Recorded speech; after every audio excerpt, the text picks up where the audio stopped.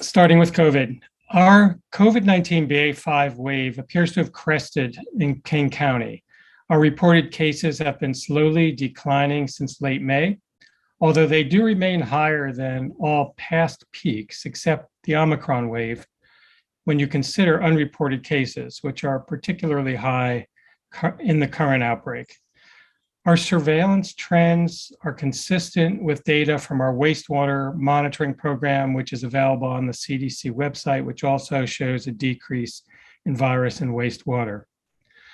There's still a lot of COVID-19 out there, but we are moving in a better direction. Our hospitalizations are trending down, but less markedly and less rapidly than cases. In the past 30 days, about 60% of our hospitalizations have been in people over 70 years of age.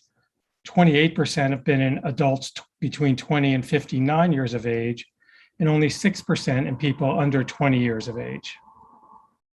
Due to our high levels of vaccination coverage among older adults, deaths did not spike during the BA.5 wave, but have held steady at about 2 to 3 per day. Now, that's a significant number, but I'm happy to say it didn't spike up. I'd like to see it go down, however. People who are not fully vaccinated are much more likely to be hospitalized or die than people who are vaccinated and boosted, and that continues to hold. Because many people are not up to date with all recommended booster doses, we're missing opportunities to prevent cases, hospitalizations, and deaths. For example, although 87% of people who are 5 and older have completed a primary vaccination series, only 44% of them are up to date with all their boosters. Now, booster rates are higher in older adults. Most adults, over 90%, who are 65 years of age and older, have received the first booster dose, but a large number, 44%, have not received the recommended second booster, and that puts them at increased risk for hospitalization and death. We know that boosters lower the risk for hospitalization and they save lives. We also continue to see disparities in vaccination coverage by race and ethnicity. Another important point that we need to keep in mind when we talk about COVID in general is that we don't recognize the impacts of long COVID in our currently measured surveillance metrics, neither at the state nor local level. And we do know that long COVID is a significant problem for a minority of people who get infected, but when so many get infected, that adds up to a significant number of people. We need better data on long COVID incidents, on long COVID outcomes, on risk factors, including what role the variant you're infected with plays, your age, your vaccination status, your underlying health conditions, what's the risk with reinfection, and what's the role of genetic predisposition. A lot of questions to answer about long COVID. My best guess is that we're going to continue to see periodic surges in COVID-19 disease, and it's still not possible to predict with certainty how often or how severe. It really depends on our population level immunity from vaccination, vaccination plus past infection, how new variants evolve with respect to severity, transmissibility, and their ability to dodge immunity. The bottom line is that hospitalizations and deaths from COVID-19 are decreasing or stable, but still at substantial levels. Our current overall hospitalization rate is comparable to our average peak seasonal influenza rate, and the greatest impact is on older adults and those who are not up to date on vaccinations. If our deaths continue at the current level, it would mean approximately 700 to 1,100 King County residents dying each year in King County, and over 140,000 deaths in the US, compared with 12 to 52,000 deaths for flu, for example. And that's too many deaths that we do not want to experience going forward. And we know that we can limit both current and future infections, hospitalizations, and deaths by using sustainable, long-term, layered strategies that we know work. And these include, most importantly, being up to date with all vaccine doses and boosters. Businesses, schools, and other public spaces need to take steps to improve indoor air quality through ventilation, filtration, sometimes UV germicidal irradiation, and a combination of those strategies. Everyone needs to know about the availability of treatment and take advantage of that treatment if you have a high-risk medical condition or you're 65 and older. And those who are immunocompromised should take advantage of preventive treatment. We have information about that on our website and on the Washington State Department of Health website. High quality, and I mean N95, KN95, or KF94 masks, are recommended in indoor public settings when transmission is high, including currently, and anytime it's desirable to reduce risk. And testing when you have symptoms and before indoor gatherings with high-risk people, if exposed to someone with COVID-19, and when leaving isolation if possible, is an important disease control strategy. Now I'm going to change gears and give you an update on the monkeypox situation. As of Monday, yesterday, August 8th, there have been 155 cases of monkeypox reported in King County. While anyone who has close contact with a person with monkeypox can become infected, in King County, nationally, and globally, cases have been largely among men who report close, intimate contact with other men. In King County, all of our cases have been in this group. This includes people assigned male gender at birth. Many of those interviewed to date report sexual or close, intimate contact with other men, sometimes with anonymous or multiple partners during the exposure period. And that seems to be the highest risk factor that's been identified globally. Multiple sex partners, anonymous sex partners, and male sex with other males. So we are continuing to conduct our case interviews, but based on the available data, I can tell you that the majority of cases in the past few weeks were likely exposed locally in King County. About 3/4 of those cases are residents who live in Seattle, 15% in South King County, 7% east of Seattle, and 4% north of Seattle. Majority of cases are in men 18 to 49 years of age, and they identify, 52% of this group identify as white, 25% identify as Hispanic and Latinx, and 3% of cases have been hospitalized during the course of their illness for symptoms. No patients are currently in the hospital. So based on what we know from the current epidemiology, there are ways to lower the risk of monkeypox infection if you're in the high-risk group. First of all, talk to your partner about any recent illnesses, rashes, and be aware of any new or unexplained sores or rashes on your body or your partner's body, and particularly rashes on the genitals or anus, mouth, skin. They can appear anywhere. They can be subtle. They may not be recognized as something you might think is monkeypox, but it's very important to get checked out. Limit the number of sex and intimate contact partners. For example, some have proposed sex pods with fewer partners that limit the risk. Wait a period after sexual contact to make sure symptoms don't develop, and so on, without engaging with a larger number of sex partners or anonymous sex partners. That will help lower your risk of coming in contact with the virus. Condoms may also offer partial protection because they can help prevent skin-to-skin contact, especially if there are sores or rashes on the genitals or around the anus. It's important also to decrease risk by avoiding venues where people are wearing minimal clothing and where there's direct, intimate skin-to-skin contact. So for those who do attend these venues, avoiding coming in contact with anyone with a rash or sore, if you can, is really important, and minimizing skin-to-skin contact is important. Events where people are fully clothed and unlikely to share skin-to-skin contact are safer. However, attendees still should be mindful of the risk of activities like kissing that could spread monkeypox if someone is infected.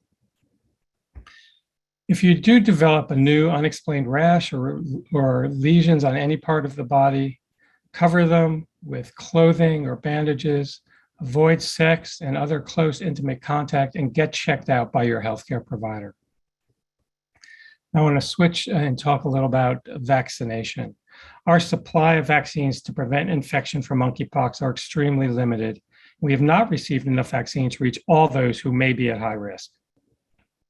For context, we estimate there are approximately 20,000 people at high risk for monkeypox exposure in King County and another 20,000 who may also be at increased risk. At this time, we estimate the potential need for vaccine doses, therefore, to be around 40,000 people. Now, to date, we've received 9,000 doses of Jynneos vaccine, including 4,440 that arrived last Friday, the 5th of August, and that's about 11% of the current estimated need. So in this vaccine scarce environment, we're using multiple strategies to reach those at highest risk, which again is currently men who report sex with other men who have multiple sexual or intimate contact partners. So a bit more about the distribution to vaccine and how we're going about this. The 4,720 doses that were received prior to August 5th were already completely distributed. The 4,400 doses that we received on Friday, August 5th, have started moving out into the community from our depot, but it will take some time for all the vaccine to be transferred to our community-based immunizers. And we need to coordinate with those providers on how much vaccine they need at any given time based on their ability to deliver it. And this is in process now.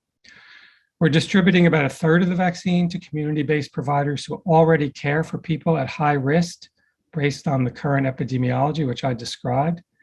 We're distributing about 1/3 of vaccine to our sexual health clinic at Harborview Medical Center, which is the largest provider of medical care to men who have sex with men in King County, and they are vaccinating people at high risk of recent exposure.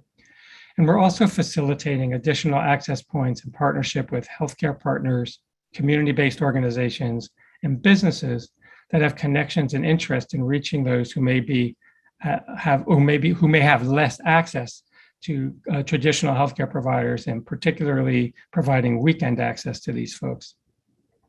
We're also reserving a number of doses for high-risk exposures to known cases, such as this is known as post-exposure prophylaxis, and a number of doses will be stored to allow us to be nimble if we see something change with the epidemiology and we need to vaccinate a larger group of people more quickly. For example, a large number of exposures to one or more cases. The latest information we have from Washington State Department of Health is that the next date that doses can be ordered from the federal government is August 15th. So we anticipate receiving a likely between 4,000 and 5,000 additional doses after that time. Now, I know that our public health team, our community partners, our healthcare providers who are working hard to get vaccine out equitably and quickly are feeling the stress and challenge of not having enough vaccine right now. Members of our community are tremendously caring. They care about their health and the health of one another, and it's particularly difficult right now when the need for vaccine far exceeds the supply. We hope that in the coming weeks and months, we'll have access to more doses and can move those out quickly and equitably. And before I wrap up, I just want to make a few comments about questions we've been getting about the risk of monkeypox and children. And the risk to children is very low. I still want to take a few minutes to talk about this because we get lots of questions from parents at child cares and schools. So here's what we know. During the current outbreak, the risk of a child being affected is extremely low. As of August 3rd, there are about 9,000 cases in the US and only 2 pediatric cases have been reported. So that's very much less than 1/10 of 1%. It's a few hundredths of 1%. And from what we know from transmission of monkeypox in the current outbreak, the disease is being spread through direct contact with monkeypox rash, scabs, or body fluids from a person with monkeypox. It's also good to know that monkeypox and COVID-19 spread in different ways. COVID spreads primarily through the air, and monkey spreads primarily through direct close contact that can happen during intimate contact. Now, there's still a lot to learn about how monkeypox spreads through respiratory secretions like kissing, hugging, and prolonged face-to-face contact, but everything we know about it suggests it does not spread readily through the airborne route. Now, transmission can occur by touching fabrics and clothing used by someone with monkeypox, bedding. It's unclear how much of a risk that is in the current outbreak. To date, all cases in King County for which we have data are attributed to close interpersonal, intimate skin-to-skin contact. So while the risk to children in the US is currently low, childcares and schools should be aware of monkeypox and should continue to follow standard hygiene practices that prevent monkeypox and other infections that are common among children. And these include washing and sanitizing bedding in childcare settings after each use, if used by more than one child, ensuring good environmental cleaning, ensuring access to hand washing, soap and water, or hand sanitizer with at least 60% alcohol. And again, just good common sense practices about identifying children who are ill, having them evaluated and not participate in group setting like school or childcare if they're showing signs of illness or an unexplained rash. Instead, they should be evaluated by a healthcare provider. So with that, I'm going to pause. We have plenty of time to take questions. Great. Thanks so much, Dr. Duchin. And I was getting a question also in the chat, just to have you clarify, when we talk about our cases and mentioned gender assigned at birth, what that means, and what does that include?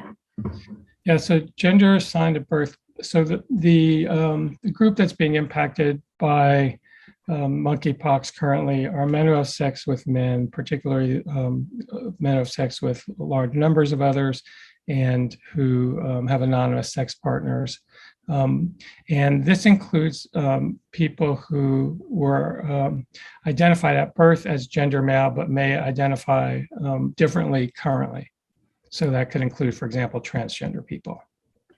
Great, thanks so much. And I know from our data that it also includes folks with non-binary genders, or genderqueer individuals, or other identities. So we will be aware to be inclusive on that. So thank you. So let's take a question from Matt Baum. And if you can, please share also your news outlet. You can go ahead. Hi, thanks so much. This is Matt Baum at The Stranger. I'm just curious, because the supply is so limited, is there any opportunity here to request international aid? Not that I'm aware, Matt. I know that there is a tremendous demand for this vaccine globally, that many countries were able to place orders for vaccine with the manufacturer Jynneos ahead of the US, which is one of the reasons we are in a bit of a bind with respect to the supply and demand currently.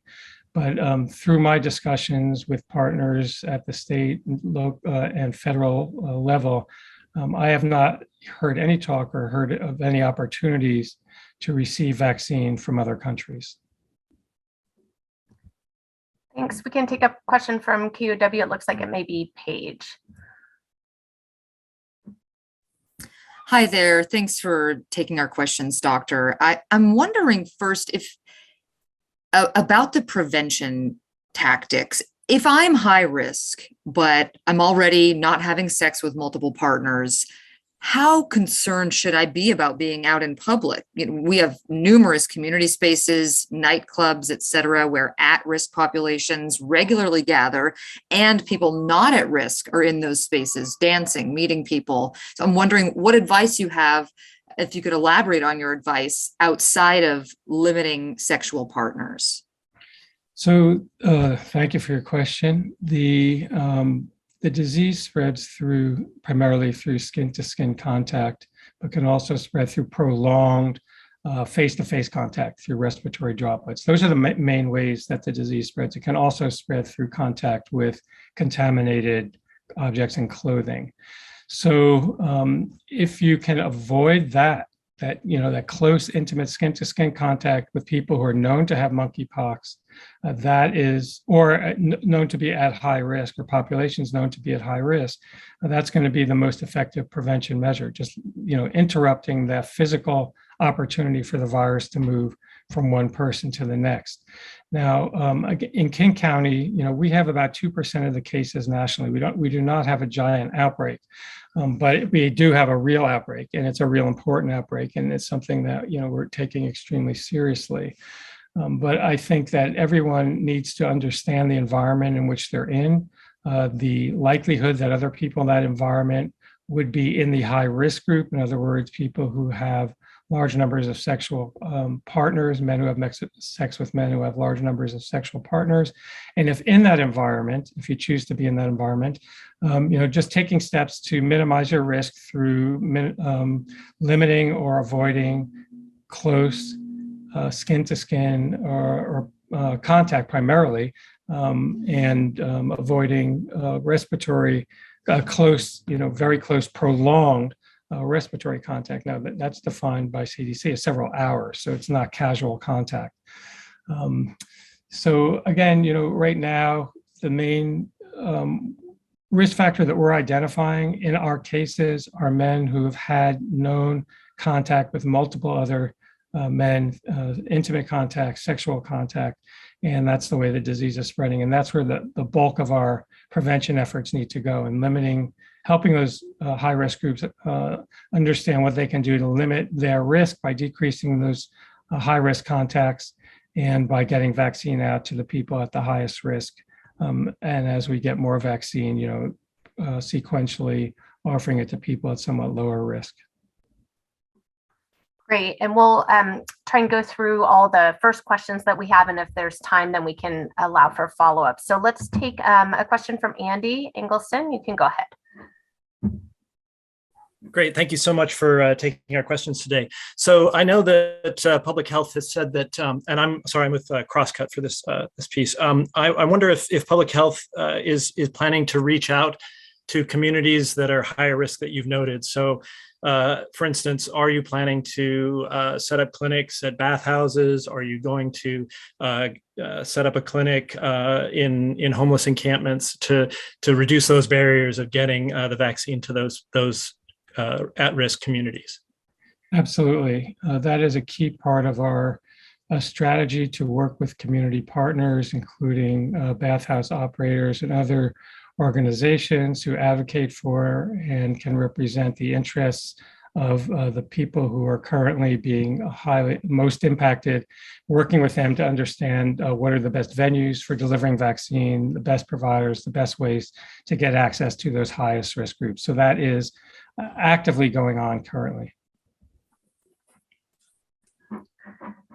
Thanks. And we can take a question from Dee Dee Sun. You can go ahead.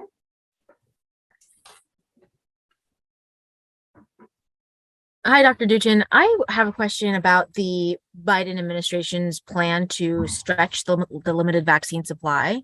I think it was just this afternoon that the administration said that they're, launching plans to have the CDC train doctors on intradermal vaccination where it can, stretch that 1 dose to 5 doses. Can you talk a little bit about that? And is that in the plans yet for King County, or are you waiting for further guidance from the CDC? So this is just happened a few minutes ago. So we are waiting to hear the full guidance and what they call clinical considerations. But basically, if this is carried out, this will expand the vaccine supply. So instead, what used to be 1 dose will now be 5 doses. It's a just slightly different way to administer the vaccine. It's the way we used to do and sometimes still do what's called a TST, tuberculous skin test, with a very fine needle that just puts the dosage into the skin instead of under the skin, which is where the single dose approach delivers the vaccine. And it does entail having that skill, that ability to accurately deliver the vaccine using the fine needle into the skin. And so our colleagues who have worked in tuberculosis are very well familiar with this technique. We will have to identify other vaccinators in the community who are comfortable and willing to deliver vaccine by this route, and I don't anticipate that will be a problem. It may take a few hours of training, but it's not a complicated concept, and it's not difficult physically. It just requires some care and attention to do it properly. So, there are a number of details that we're waiting to hear from our federal partners about. For example, when we would start this approach, where we would get the supply of needles, and whether there are going to be standardized training materials that they want us to use to engage our clinical colleagues so that they can deliver the vaccine through this route, information materials for patients about this option for vaccination, how it differs from the previous route of administration, what that means about side effects. And just parenthetically, I can tell you that the side effects that have been studied the side effects that have appeared when this vaccine was studied when delivered through the intradermal route compared to subcutaneous are not very serious. Typically, some redness and itching at the site, but it may last a little bit longer than the pain that usually you get with a subcutaneous injection.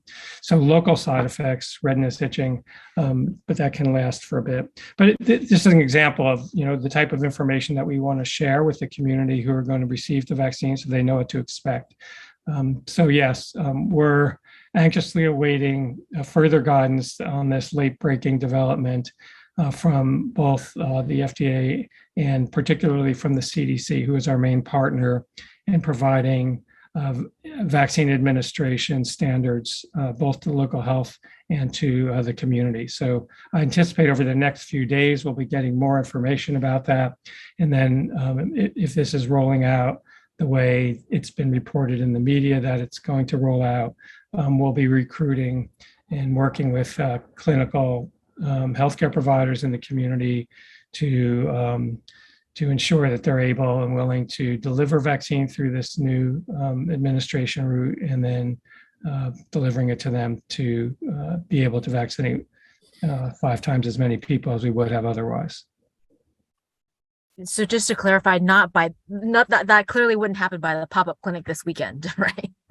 Unlikely. Yeah. I got it. It'd be difficult, but not impossible. Right.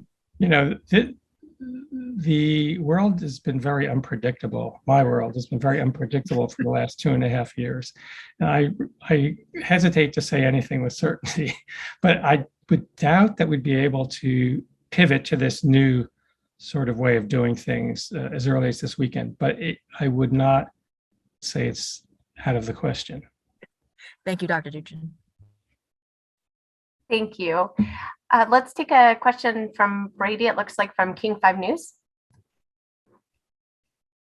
Hey, doctor, thank you so much for your time. One quick question that we had for you is just back to the monkeypox vaccines. Obviously, they're certainly limited at this time, but again, where can people get these vaccines? And are there going to be any other, vaccine clinics like we had over the weekend in King County? And if so, are there going to be, where would they be located? And secondly, would they be every day, or is it just the weekends? But yeah, again, the big question is, where can people get these vaccines? Mm-hmm. Yeah, I'm hoping maybe our team can put in the chat links to the information that we have for the public about access to vaccines. Right now, there are several healthcare providers in the county that are offering vaccine to their patients, but also to some people who are not their patients. And then also the sexual health clinic in Harborview, of course. And yes, we will be planning some community vaccination events. They're not going to be on a regular schedule because we just don't have enough vaccine for that. But when we have adequate vaccine, we'll plan. And those sometimes will be advertised, and sometimes they'll be done through a community partner who already is engaged with a high-risk group. So that will be all, sort of determine the frequency of those types of activities, and the number of people that can be vaccinated at them will be, determined by what happens with this new policy around route of administration. So if we are able to increase the number of doses 5-fold, that will allow us to do more of these types of events. And the best place to find information will be on our website, the vaccination page on our website, and then also through community groups that work with high-risk populations. Thank you. Thank you. We'll take a question from Michelle Esteban. You can go ahead. Very much. I appreciate that. Thank you, Dr. Duchin, for your time and availability today. I wanted to go back to something you said, and that is we need potentially 40,000 vaccines in King County. And even if it's just 20,000, we're far away from that. I want to know your thoughts on declaring a monkeypox health emergency. I know that community-based groups and stakeholders have reached out to the governor asking that. We reached out to the governor as well. Where are you with regard to, are we there? Because certainly what I'm understanding is if that happens, then perhaps the ultimate goal here would be to get more vaccine and to get it more quickly in real time. It's an interesting question. I am not aware that declaring an emergency is going to allow us to have more vaccine. The vaccine we get is allocated from the federal government. And although declaring a public health emergency at times can help us with resource needs, around delivery of vaccine and having teams in place and reimbursement for different activities. As far as I know, it's not going to give us more vaccines available. So I don't personally at this point know how if that would be a useful way to expand the vaccine supply. Thank you. Thank you. If you have follow-up questions, you can go ahead and raise your hand. I do have some questions coming in from the community, Dr. Duchin. So one, just to clarify, and I've gotten this question quite a bit, is some of the discrepancies between the numbers of cases that may be reported on our King County monkeypox webpage versus what's reported from DOH.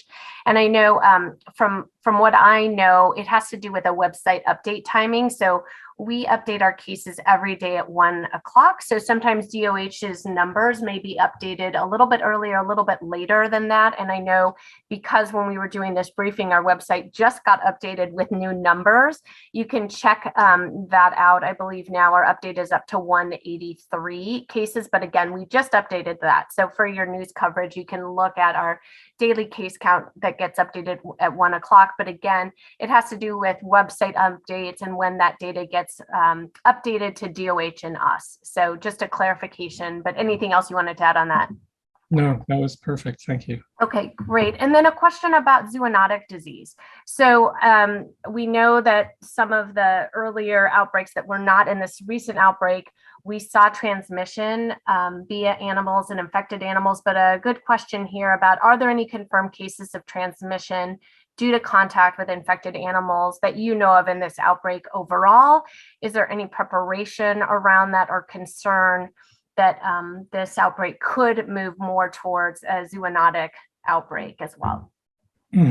Okay, so good questions. I am not aware of any cases acquired through contact with animals in this current outbreak that's affecting primarily gay and bisexual men who have sex with men, although we do know that historically in some cases that have occurred in Africa, that the disease is attributed to contact with wild rodents or other small mammals. So we do believe that the disease can be spread from infected animals to humans in some environments. Now this is not something that we worry about really in the U.S. currently, because we are not known to have monkeypox, in any animal species that's found in the U.S. We also don't know a lot about how easy it is. So we know that monkeypox theoretically can spread from animals to humans, but it's certainly not something that's playing a recognized role in the current outbreak. Doesn't mean that, the thing we don't know less about is transmission from humans to animals, whether that occurs, how frequently it occurs, circumstances in which it might occur, and then whether that would lead back to transmission risk to humans. There are good precautions, common sense precautions about avoiding contact with pets. If you are a known monkeypox case, that are available on the CDC website, I encourage you to look at. Important for people who have known monkeypox to not only avoid close contact with other humans, but also to isolate from animals and pets, And there's good advice on, what exactly that means from CDC. So at this point, it's a theoretical risk that someone could infect an animal. That doesn't necessarily mean that that animal would then lead to an outbreak in other animals or pose a risk to other humans. It's something that, is really not known and right now not being observed, but something that, potentially would be of interest if it did occur and would be a subject of I think intensive study to see if there was any evidence of spread. Theoretically, if a disease is widespread in humans, there could be opportunities for exposure of animals that humans have close contact with. But that's not the case currently. And as I said, even if that did happen sporadically or intermittently, it's not clear that that would lead to an ongoing problem.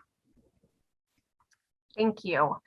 And can we take a moment just to talk about treatment and treatment access? Can you share how somebody who may be diagnosed with a case is able to access treatment? Is that available across the county? Can you share a little bit about how that system's working? Yeah, so there is an antiviral drug that appears to be effective against monkeypox for people who have severe infections or at high risk for severe infections. And that is accessed through your healthcare provider. So it's important, first of all, for our healthcare providers, critically important to identify monkeypox cases. Think about monkeypox in people who are at risk, have risk factors, and who have compatible illness, and that compatible illness can be a little bit subtle. So we need you to be pretty vigilant about looking for the signs and symptoms of monkeypox illness, which can include, some nondescript things like fatigue, malaise, lymphadenopathy is a clue, but particularly the rash. And the rash can be subtle and can look like other things. It can be just one lesion, a few lesions, can be anywhere on the skin, can be in the mouth, can be around the genitals, can be in the anus. So a thorough exam and a high index of suspicion, and if in doubt, test. And I'm happy to say that our colleagues at the University of Washington Virology Lab are offering testing now, a very quick turnaround time, and encourage people to take advantage of that. So if you've got monkeypox, if you think you have monkeypox, seek healthcare. You should be tested promptly, and then based on your clinical illness, the severity of your clinical illness, and/or your personal medical history, you could be eligible for treatment. And I am very proud of the fact that our team has now worked with over 90 healthcare providers in King County where treatment is available throughout the county and should not be a barrier for anyone at this point. So although I don't want people to need treatment, I very much want it to be available if and when that is necessary. And I think we have done a good job in King County. Our healthcare providers have stepped up tremendously to go through the rather onerous paperwork that the FDA requires to offer this treatment. And it is widely available. Great. And we can, looks like, take a follow-up question from Paige. You can go ahead. Thanks, Kate and Dr. Duchin. My follow-up is when people are lucky enough to be able to get a vaccine and they need to fill out a form as they're at their appointment, who is seeing that information on the form and what are the data storage practices and how long are we going to be using these forms? So I'm not sure I know exactly which form, but there are forms that are submitted to the Washington State Immunization Registry because, these vaccines are through the federal and state government and monitored through the Immunization Registry, and they have all the protections that any other protected health information would have and that all other administered vaccinations have from disclosure. And we see that data, public health people see that data, so we can both identify when someone's been vaccinated, but also identify, the ages of people who are being vaccinated. Ideally, we'd like to understand the demographics, the race and ethnic breakdown of people who've been vaccinated, although we haven't been able to see that information yet. And we also ask information about the risk factors, to ensure the eligibility So that information comes into public health and is managed like any other public health investigation risk factor information. For instance, if you're investigating a case of hepatitis and we ask about risk factors, include things like sexual activity and other exposures, goes into a protected database. Thank you. Any follow-up question from Diana? You can go ahead. Thank you so much. Hi, Dr. Duchin. This is Diana Apong from KOW Public Radio. My colleague Paige and I have been, gathering this data and following the story very closely. And I just want to ask a couple clarifying questions. So, is the shortage of the vaccine due just to supply issues, or is there something else going on? As far as I know, it's strictly supply issues. The U.S. government had a supply of vaccine prior to the outbreak that was inadequate, to meet the demands of this unanticipated outbreak. And when they went to order more, because the outbreak had been occurring for quite a while, many other countries had already placed their orders with the sole manufacturer. So to my, as far as I know, there's no other explanation for the shortage than supply. Okay, wonderful. And then the other question I had for you regarding vaccine access is some folks are traveling outside of the area. I've heard as far as Vancouver to get access to the vaccine. And it's my understanding that there's been sort of a phasing of this vaccine distribution, like a phase 1, phase 2, phase 3. Are you familiar with that? Could you explain that a little more? To my knowledge, that terminology really was more not reflecting phased eligibility, other than, very early, there was only a few doses. So it was being used only for people who are in contacts of known cases, post-exposure prophylaxis, the very highest risk group, someone who knows they were in contact with a documented monkeypox case. But those phases were more in reference to the timing of release of doses. So they don't have that much of a functional, sort of correlate. Thank you. And I just wanted to ask a few more questions coming in. Is it too early to observe any impact of vaccination in King County? I think so. Now, when you look at the epidemiology of an outbreak, and if there's a vaccine available, of course, vaccine can theoretically and ideally influence that the course of that outbreak to limit infections and spread of infection. But the other more rapidly effective intervention is behavior change. And so I think that as more at-risk people learn about their risk and the disease being here locally and how to limit their risk, that will also have a very strong role in how the outbreak evolves, and it will limit opportunities for the virus to move from person to person. So sorting out at this stage what if cases started to level off or decline, sorting out what would be the role of behavior change versus vaccination, it would be difficult to impossible. And with vaccine available only for a relative small proportion of those who are at high risk, I would think behavior change would be the more influential intervention at the moment. Helpful. And a question here that I'll just ask you. I think we're all very used to COVID and the transmission routes of COVID. And I think as we hear this news, folks have a lot of concern about whether this could be an outbreak that could grow to the size of COVID. And as people are thinking about returning back to school, is there anything that you can help say to help clarify how this may be similar to COVID, how it may be different, and what you might expect to see? Yeah, it's very different from COVID. COVID is a respiratory infection that spreads primarily, through the air, very effectively through the air. And you can see that in the way, the outbreak has evolved to spread rapidly through all age groups and different segments of the population.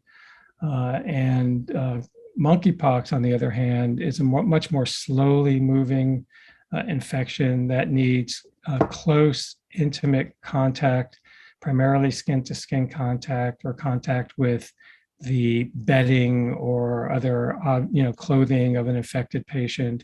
Not, a lot of people are not going to be in the circumstances where they have that type of contact, and does not, based on the epidemiology of the infection, both prior to and during this current outbreak, does not suggest airborne transmission plays a significant role. Now, there are definitely reasons to be concerned about that droplets with prolonged contact, but it doesn't appear to be spread efficiently, through that route compared to the direct contact route, which is very different from COVID, which spreads very efficiently and very effectively with, casual, brief contact when it's, floating in the air. So viruses are very different with respect to their physical features, their characteristics, how much is in upper airway, how much is required to, cause an infection if it is emitted from the upper airway, how viable it is in the environment, and so on, how susceptible the respiratory mucosa is and the oral mucosa, the eye mucosa to being inoculated. Those things vary from one virus to the next. And what we know about monkeypox and what we know about COVID suggests that they spread in very different ways. And that's evident in the explosive nature of the COVID-19 outbreak, as opposed to what we're seeing with monkeypox, which is more slow and deliberate with contact through a much less efficient mechanism. Excellent. And then just to wrap up, can you reflect a little bit about, as the public health system has gone into this response very quickly for monkeypox, what you've seen as strengths that we've learned, and I mean we broadly, the public health system, local health jurisdictions, that have allowed us to be better prepared? And then what are some of the challenges that are facing us now? I know we've been getting this contextual question from the public and media to help understand how are we responding on top of the COVID pandemic? Yeah, well, I would say it's very difficult for our team. I mean, we've learned a lot, but the team is quite exhausted. And as you know, our federal government has not provided sustained funding for the COVID response. So we're shrinking in size of the COVID response, despite the fact that the outbreak is still quite important and still causing quite a large number of cases, hospitalizations, and deaths, and will continue to do so. So that's problematic, but we have learned a lot through our response to COVID-19. For example, the importance of engaging community and working with trusted partners to deliver healthcare services such as vaccine, antiviral drug, and risk reduction methods.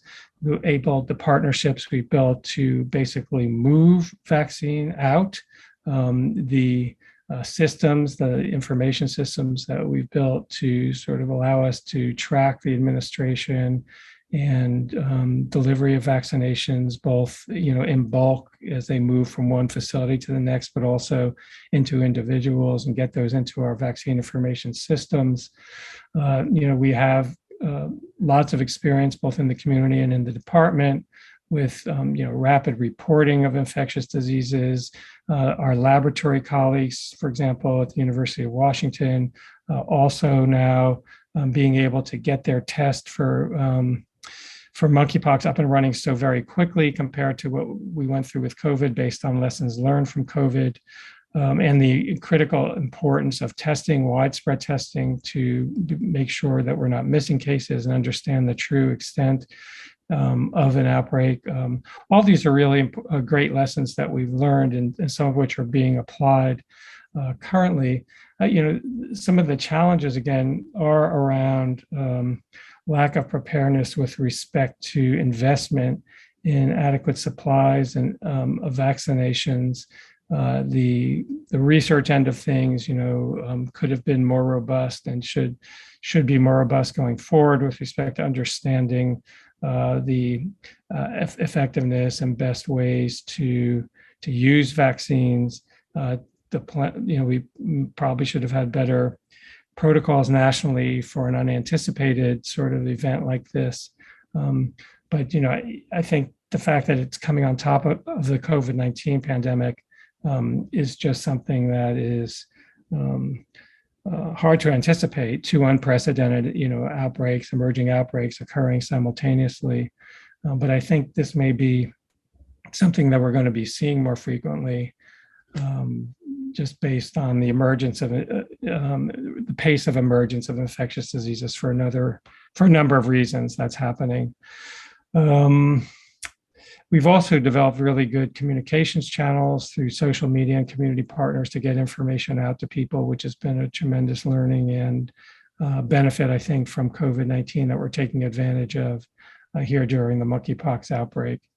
But I think that the main challenge is that the public health and clinical workforces are extremely frazzled right now. Both hospitals, healthcare providers, and public health folks are really running on fumes and very fragile. And it's a great challenge for us to try and meet the demands of two simultaneous outbreaks. People are acting heroically, in the healthcare system every day, and in the public health system. And I know the community is also very fatigued and strained by the cumulative stress and repercussions, both physical and emotional and social and economic, of the ongoing COVID-19 outbreak. Thankfully, monkeypox is not going to be as pervasive as COVID-19, but for the community that is impacted, it's just as bad in many ways. And, we need to take it just as seriously. But as far as how wide its impact will be, it's not going to be like as bad as COVID-19, but our healthcare community, our public health community, and those folks who are feeling it, are really feeling it. So my hat's off to all of you. Thank you very much for that. I think that was a really poignant ending, but is there anything else that you wanted to share?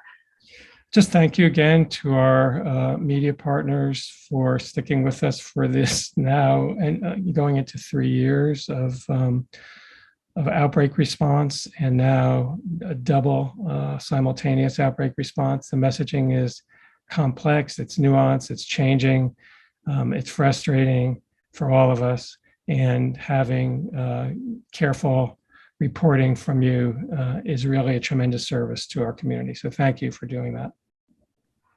Thank you. We hope everybody has a really great afternoon, and we'll see you back shortly, I'm sure. Thanks again. Thanks, Sharon. Mm-hmm. Thank you.